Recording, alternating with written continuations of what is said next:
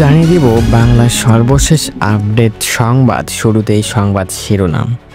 শুরুতেই জানিয়ে দিব একটি ভয়ঙ্কর চাঞ্চল্যকর তথ্য। উচ্চকক্ষে পিআর পদ্ধতিতে নির্বাচনের প্রস্তাব, 7 দলের নোট অফ ডিসেন্ট। বিস্তারিত থাকছে প্রতিবেদনে। এদিকে আজকে চাকসু নির্বাচনের ভোট গ্রহণ শুরু, বিস্তারিত থাকছে প্রতিবেদনে। আরও জানিয়ে দেব ঢাকা মিরপুরের গার্মেন্টসে আগুনে 16 জন নিহত, শ্রমিকদের অনেকে নিখোঁজ। বিস্তারিত থাকছে প্রতিবেদনে। এদিকে রাকসু নির্বাচন, সেকালে গানে স্লোগানে প্রচারণা, একালে ফেসবুক মুঠোফোনে। বিস্তারিত থাকছে প্রতিবেদনে। এবং সর্বশেষ জানিয়ে দেব 17 অক্টোবর স্বাক্ষর, রাজনৈতিক দলগুলোর হাতে জুলাই সনদের চূড়ান্ত ভাষ্য। বিস্তারিত থাকছে প্রতিবেদনে। এতক্ষণ শুনছিলেন সংবাদ শিরোনাম, এবারে বিস্তারিত। জুলাই জাতীয় সনদ 2025-এর চূড়ান্ত সনদে উচ্চকক্ষে পিআর পদ্ধতিতে নির্বাচনের প্রস্তাব করেছে জাতীয় ঐক্যমত্য কমিশন। 24টি রাজনৈতিক দল ও জোট একমত হলেও বিএনপি সহ 7টি রাজনৈতিক দলের নোট অফ ডিসেন্ট রয়েছে।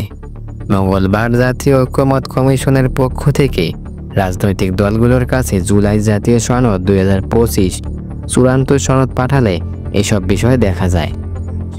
সনদে আইনসভা গঠন সম্পর্কে বলা হয়, সংবিধান এরূপ যুক্ত করা হবে যে বাংলাদেশ একটি দ্বিকক্ষ বিশিষ্ট আইনসভা থাকবে, যার নিম্নকক্ষ জাতীয় সংসদ এবং উচ্চকক্ষ সমন্বয়ে গঠিত।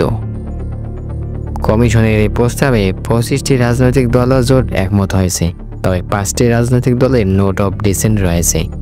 রাজনৈতিক দলগুলো হলো আমজনতার দল, Jamiate Ulamaye Islam Bangladesh, Bangladesh Communist Party CPB, Bangladesh সমাজতান্ত্রিক দল বাসদ ও লিবারেল ডেমোক্রেট এলডিপি।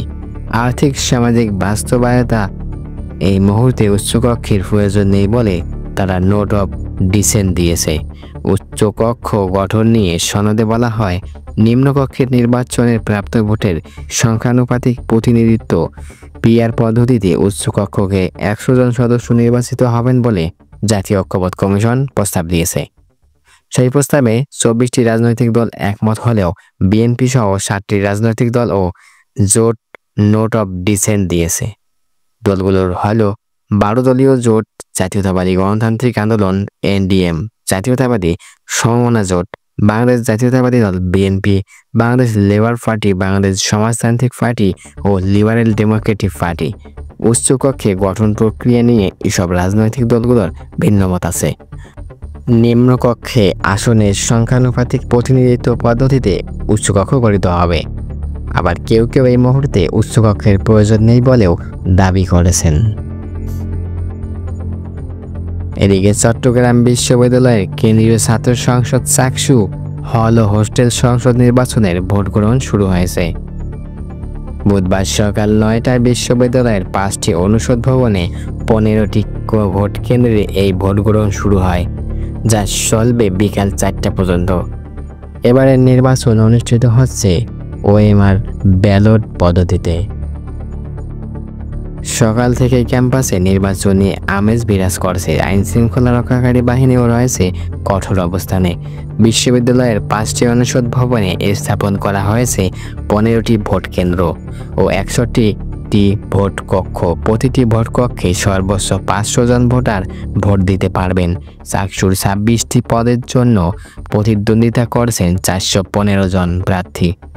আর হল ও হোস্টেল সংসদের 24টি পদের জন্য লড়বেন 493 জন। মোট ভোটার সংখ্যা 27,516 জন।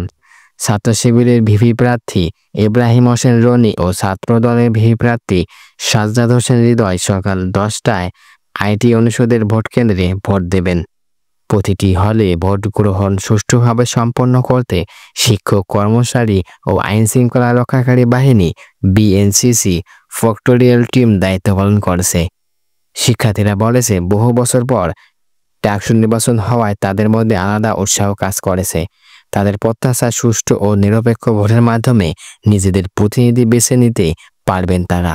সৎ ও ব্যক্তি সম্পন্ন প্রতিনিধি বাছাই করবেন তারা। বিশ্ববিদ্যালয় প্রশাসনের পক্ষ থেকে জানানো হয়েছে শান্তিপূর্ণ পরিবেশে ভোট গ্রহণ চলছে এবং কোনো ধরনের অপ্রীতিকর পরিস্থিতি যেন না ঘটে সে ব্যাপারে সতর্কতা অবস্থান নেওয়া হয়েছে। এদিকে ঢাকায় মিরপুর গার্মেন্টসে আগুনে 16 জন নিহত, শ্রমিকদের অনেকে নিখোঁজ। কারখানাটির শ্রমিকদের অনেকেই খোঁজ পাওয়া যাচ্ছে না বলে জানিয়েছেন তাদের পরিবারের সদস্যরা। ফলে মঙ্গলবারের এই অগ্নিকাণ্ডের ঘটনায় হতাহতদের সংখ্যা আরও বাড়তে পারে বলে আশঙ্কা করা হচ্ছে। এদিন সন্ধ্যা পর্যন্ত উদ্ধার হওয়া নিহত 16 জন সবার মরদেহ ঢাকা মেডিকেল কলেজ হাসপাতালের মর্গে পাঠানো হয়েছে বলে জানিয়েছে ফায়ার সার্ভিস। নিহতদের সবার নাম পরিচয় শনাক্ত করা যায়নি। আগুনে বেশ কয়েকজনের শরীর এমনভাবে পুড়ে গেছে যে তাদের চেনার উপায় নেই বলেও জানিয়েছেন ফায়ার সার্ভিস ও পুলিশের কর্মকর্তারা। এদিকে শ্রমিকদের মধ্যে এখনও যাদের খোঁজ পাওয়া যায়নি তাদের সন্ধান পোড়া কারখানাটির সামনে ভিড় করছেন সদস্যটির পরিবাররা। তাদের মধ্যে অনেকেই হাতে নিখোঁজ স্বজনের ছবি ধরে দাঁড়িয়ে রয়েছেন, কেউ কেউ আহাজারি কান্নাকাটিও করেছেন।